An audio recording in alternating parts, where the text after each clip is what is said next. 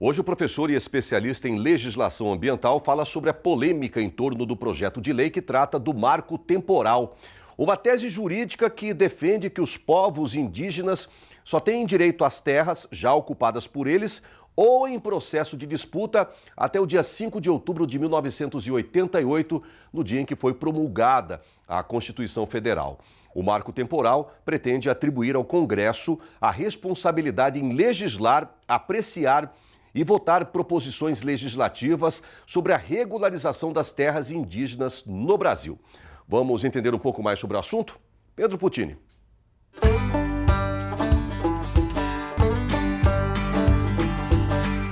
Saudações, sejam bem-vindos a mais uma edição do nosso quadro Direito Agrário com informações jurídicas atuais para auxiliar o produtor na tomada aí das decisões do seu dia a dia e hoje para tratar de um assunto bastante atual que é o projeto de lei 490 de 2007 que trata das demarcações de terras indígenas e o marco temporal. No dia 30 de maio, a Câmara dos Deputados aprovou e encaminhou para o Senado para votação o projeto de lei 490, tão polêmico, aí, com mais de 16 anos de tramitação, né, sobre o marco temporal das terras indígenas tradicionalmente ocupadas.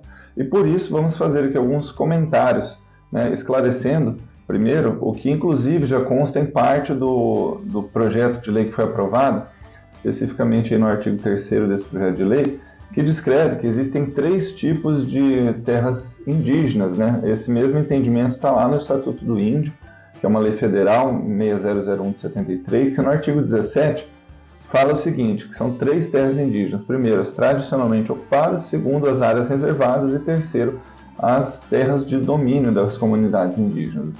Então, só essa primeira modalidade, que são as tradicionalmente ocupadas, que são as mais polemizadas em razão dessa discussão temporal, né, da ocupação, que são as terras em que se discutem questões antropológicas e de ancestralidade com base no artigo 231 da Constituição Federal, que está em vias de regulamentação aí pelo Congresso, né, através desse projeto de lei. Em outras palavras, a Constituição Federal ela traz regras gerais que são explicadas por leis federais e, se necessário, por decretos e portarias regulamentares. Voltando então a essa questão das terras tradicionalmente ocupadas, o procedimento e os critérios de demarcação são estabelecidos pelo Decreto Federal 1775 de 96, que é responsável por orientar a demarcação das terras tradicionalmente ocupadas, né? Um processo que é coordenado pela FUNAI. Então, o marco temporal, ele não é só uma tese jurídica, ele é a orientação da Constituição Federal e do Estatuto do Índio, já interpretada pelo STF, pelo Supremo Tribunal Federal, no caso Raposo Serra do Sol, né, a PET 3888, lá em 2009, no sentido de que são demarcadas apenas as terras em que os indígenas ocupavam ou disputavam até 5 de outubro de 2008, que é a promulgação da Constituição Federal, né? O próprio Estatuto do Índio, no artigo 25, ele fala que garante, né, que o reconhecimento do direito dos índios à posse permanente das terras por eles habitadas, né, será assegurado atendendo à situação atual e ao consenso histórico sobre a antiguidade da ocupação. Então, naquela ocasião do caso do Raposo Serra do Sol, houve um consenso do STF decidindo uma definição para marco temporal da ocupação, né, ficando registrado naquele julgamento o seguinte texto, o seguinte entendimento.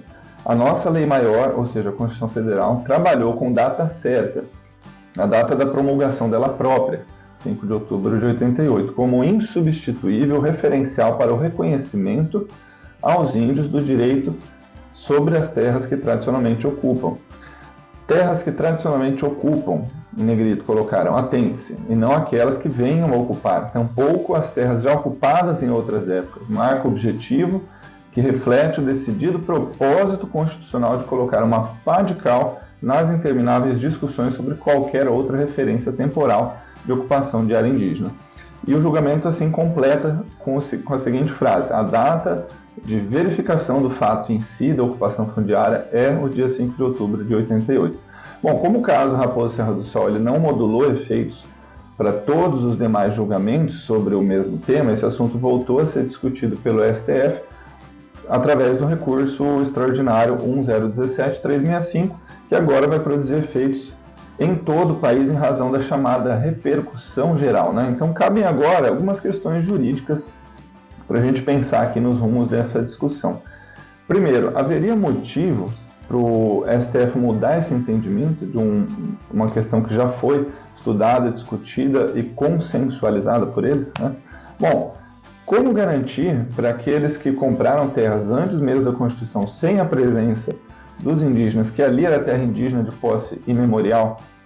Então, são essas questões que, se não são respondidas juridicamente, longe da ideologia, não há garantia de estabilidade ou de segurança jurídica, social ou fundiária, né? Atualmente, são 14% de terras indígenas já demarcadas no território brasileiro e, segundo estudos da CNA, da Confederação Nacional da Agricultura e Pecuária, caso não exista um marco temporal, pode ser ampliado para 27%, cerca de 237 milhões de hectares em áreas rurais, urbanas, desocupadas ou ocupadas. E aí o impacto socioeconômico para muitas cidades, né, estados e para o país, né, destinando muita terra para pouca gente, é em prejuízo de todos os brasileiros, né, refletindo aí 1,5 milhão de empregos a menos, estimativa de 364 bilhões de produção agrícola a menos, obviamente um aumento de preço de alimentos e outras consequências, né? Enfim, fora o marco temporal, outras questões que estão sendo tratadas nesse PL,